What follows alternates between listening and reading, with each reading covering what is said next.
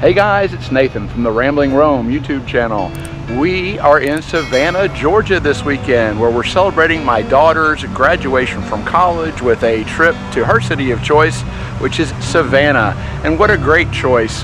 Savannah is such a beautifully historic city, so much to see and do. We're going to spend 3 days here, both in the historic downtown, exploring some places around the city, as well as taking a day trip out to Tybee Island. Hopefully this video will help if you're planning an upcoming trip to Savannah, to give you some ideas of what to do. Come along, join us on our Savannah adventure.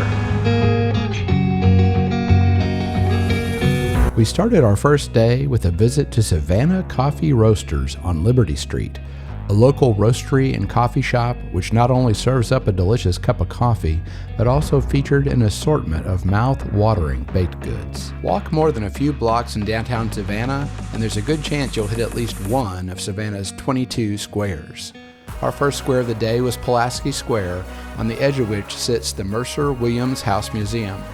The house was the scene of a real-life murder, a story that is retold in the best-selling nonfiction novel Midnight in the Garden of Good and Evil. The house is also featured in the movie adaptation of the book. Each square is typically 200 feet north to south and 100 to 300 feet east to west. No trip to Savannah would be complete without visiting at least a few of these. Each square is unique, full of history, and has a charm all of their own. Just a few blocks southeast of Pulaski Square lies Forsyth Park. Primarily known for its iconic Forsyth Fountain, which is a popular spot for photos, the park is the largest and oldest in Savannah and is a popular gathering place for locals and tourists alike, hosting festival, concerts, and events.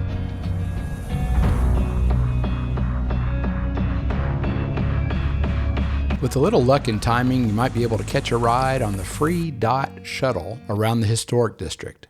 The shuttle has service 7 days a week and even has an app that allows you to track the shuttle's location, which can help you decide if it's worth waiting or better to walk. We were able to catch the shuttle up to our next attraction, which was a guided tour at the Owens-Thomas house and slave quarters. The house is part of the Telfair museums, so for $30 at the time of our visit, we got admission into 3 different museums. Guided tours are given at the house in 15-minute intervals and are said to fill up. So we arrived just before opening on a weekday, and we were able to secure a spot on the first tour as well as get our tickets for the other museums.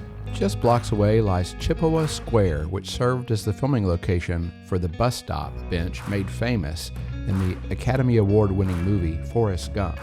The bench used in the movie was a prop and has since been removed, but it's pretty cool to rewatch this film ahead of your Savannah visit and then visit this spot and get your picture taken. After having lunch at our home exchange, we took a walk down Jones Street as we made our way to our next destination.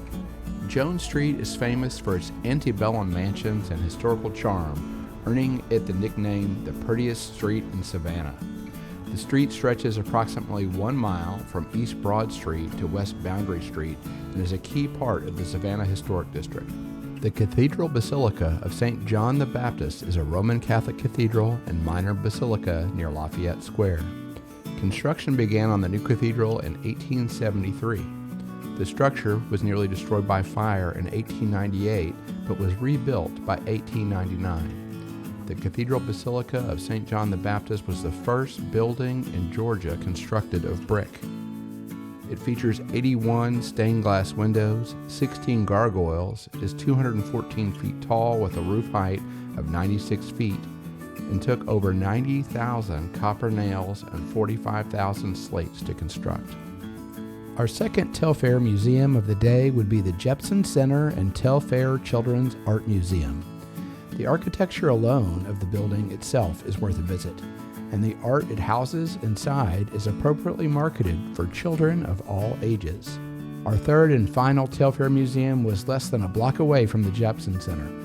The Telfair Academy covers more than 200 years of history and contains 2 19th century period rooms and houses 19th and 20th century American and European art from the museum's permanent collection. A couple of blocks north of the Telfair Academy lies the Savannah City Market, a vibrant and historically significant hub of commerce, artistic expression, and community interaction. The city market offers an interesting blend of restaurants, specialty shops, a museum, and a number of art galleries, which makes for a really interesting place to visit. Some of the specialty shops offer free food samples, so be sure not to miss those. We also especially enjoyed checking out the art galleries. Our final destination for the day was the Savannah Riverwalk. We started our visit at the J.W. Marriott Savannah Plant Riverside District. What was originally the power plant for the surrounding city is now not just an upscale boutique hotel, but described as a dynamic urban entertainment destination.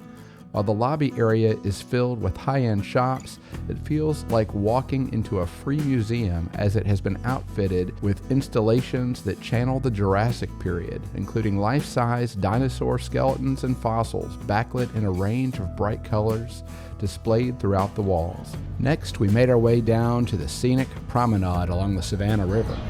The Riverwalk has evolved a great deal since I made my very first visit to Savannah about 30 years ago, and has offered new things to do on each visit following. So it's always cool to come back here and see how it's changed since our last visit. There's also a lot of restaurants, so we finished our visit to River Street with a yummy Greek dinner at Olympia Cafe. On Saturday morning, we stopped off on Cockspur Island on our way to Tybee Island to visit Fort Pulaski National Monument. After the War of 1812, U.S. President James Madison ordered a new system of coastal fortifications to protect the United States from a foreign invasion. Construction of a fort to protect the port of Savannah began in 1829. If you've never visited one of these coastal fortifications, they're worth checking out. It's worth noting that most of the nearly 30 third system forts built after 1816 still exist along the Atlantic and Gulf Coast due to their structural durability. Wooden pilings were sunk up to 70 feet into the mud to support an estimated 25 million bricks. Fort Pulaski was finally completed in 1847. Walls were 11 feet thick and were thought to be impenetrable except only by the largest land artillery. Admission to the fort at the time of our visit was $10 per person, and admission is included in the America the Beautiful National Parks Pass. Our lunch stop for the day was Huc-A-Poos Bites and Booze, which is close to North Beach on Tybee Island. The food was good, the portions were large, it was very reasonably priced, and the ambiance definitely had a laid-back beach feel to it. After lunch, we discovered that it can be hard to find parking on Tybee, especially on a Saturday. We tried to get parking at North Beach, then South Beach, before finally nabbing a spot on the south end of the main lot by the pier. $8 got us 2 hours of parking, so it wasn't cheap, but we still enjoyed spending some time on the ocean before heading back to town.